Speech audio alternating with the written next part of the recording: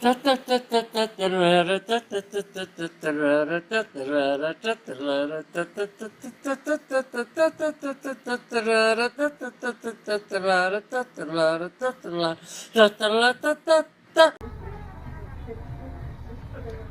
how are you doing? This is Anyse, Joslin. Remember, I eat the bad stuff, so you don't have to. I finally decided after 7 years that I was going to have a steak. Now, I was told some stories about red cow. Somebody told me a story, but I disagree with the story because I actually tested out the story. Someone said they actually saw somebody throws their frozen steaks on the floor to break them up. I walked around here and I looked, and you can't see the kitchen from here. So he did not walk by and see that that was going on. So I'm going to eat here today at Red Cow. Steaks are pretty well set. They're about 750 to 800 some. That's roughly 12.50 for the T-bone steak. So I ordered a T-bone steak. I'm going to have a barbecue sauce, and that's all on the side. It's not cooked barbecue because it's cooked on a big grill. And also the teriyaki sauce to see if it's really teriyaki sauce. So I'm having that along with a nice beer. So I hope that this works out well. It's been a long time since I've had a steak. So we'll see how it goes, all right? So I'll be back to you pretty soon, and you'll see my steak and everything. I'll show it to you, and we'll see how it goes. Take good care. See you soon.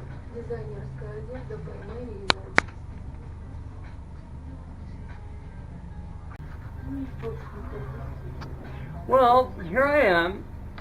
They gave me this little platter of stuff here.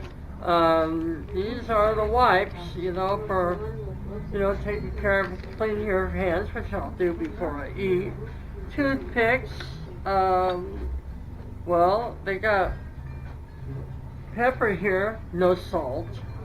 No salt. I guess, I got cheated on that. Toothpicks.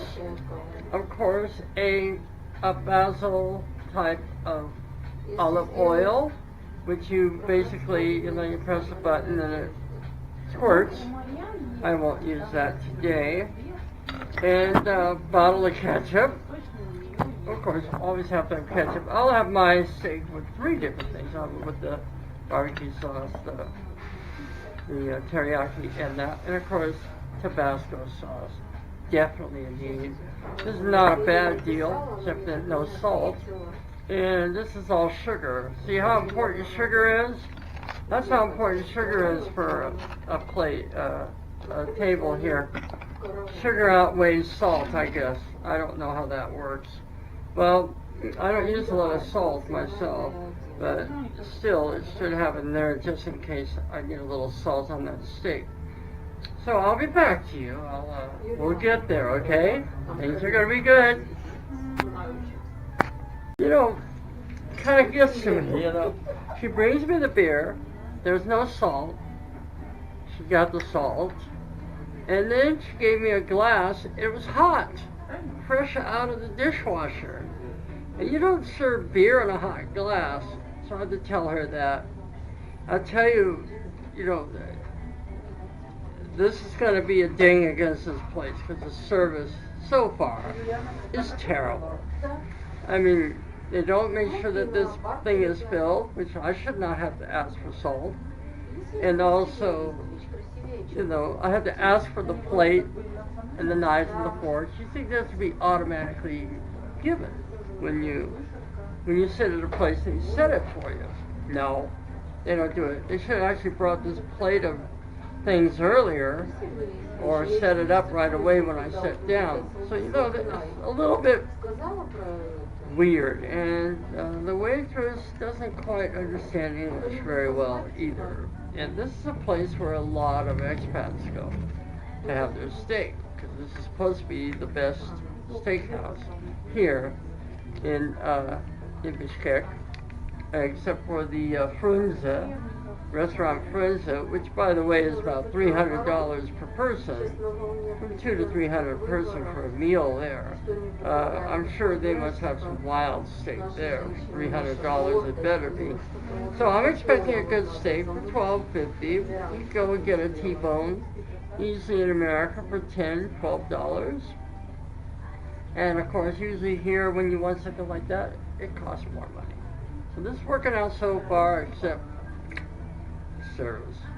Catch you in a bit when the food comes. Alright, well, guess what? My steak arrived, and I'm going to show it to you here. There's a picture of it. See, I'm going to point down. This is a T-bone steak. It is cooked medium rare. They brought the teriyaki sauce, but it was so watery that, no, it's not teriyaki sauce. It's not teriyaki at all. There's a salad that comes with it. I don't know what that's like, but we're going to see what that's like, okay? So, hang in there. Here I am again. See me again. Okay, let's see what this is like. I'm going to try this steak. Let's see how tender it is. Give you a nice sharp knife so you can cut it up. We'll see what this sauce is like. Oh my God. Try again.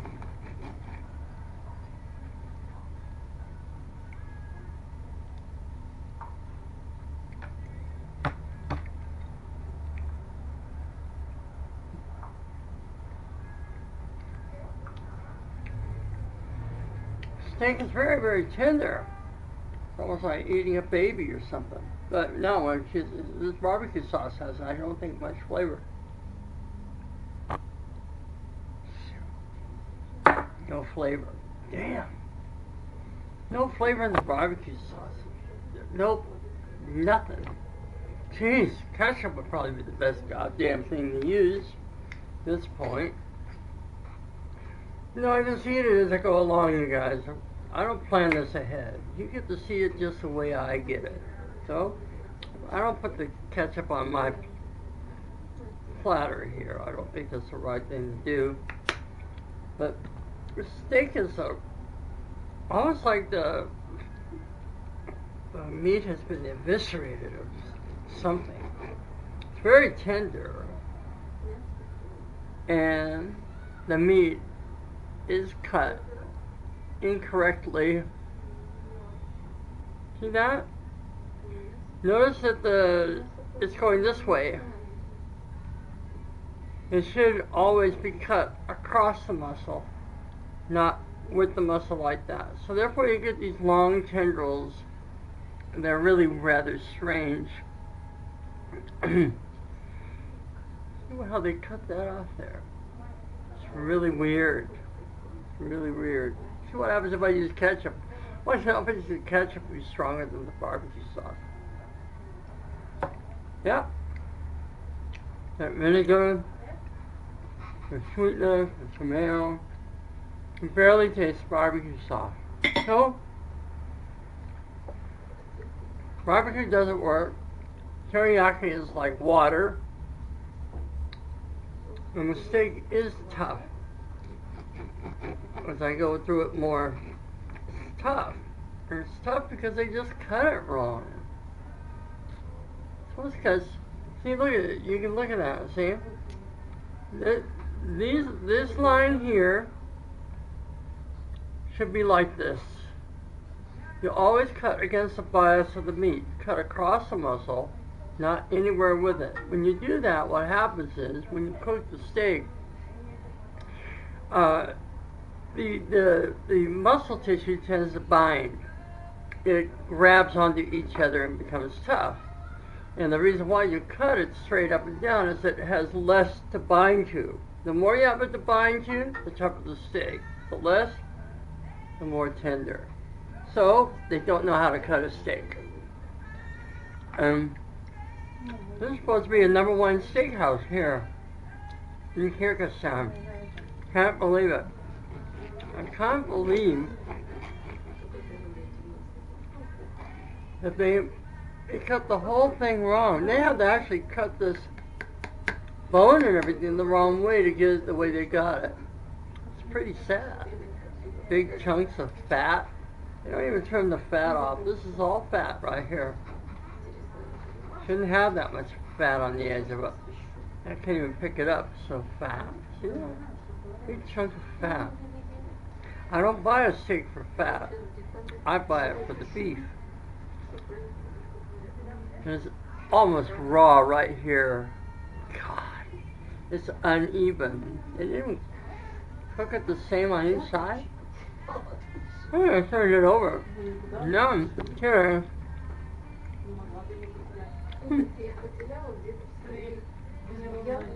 Uneven.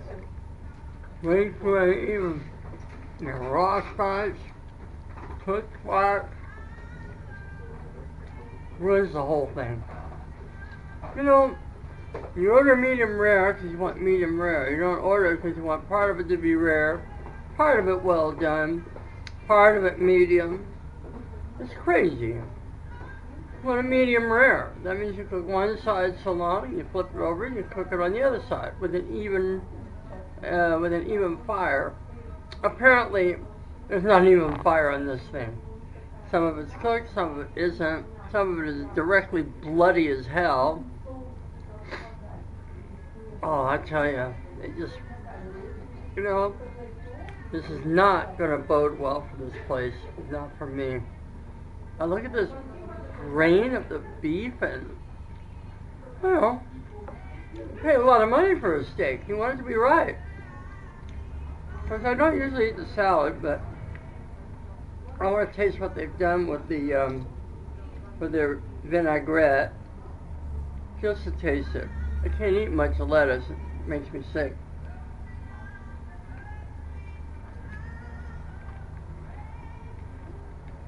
Damn, this tastes like vinegar. Very little oil. No real spices. God, it's a terrible salad. Ugh. You got these lovely red cabbage, tomato, onion, some zucchini, and this lettuce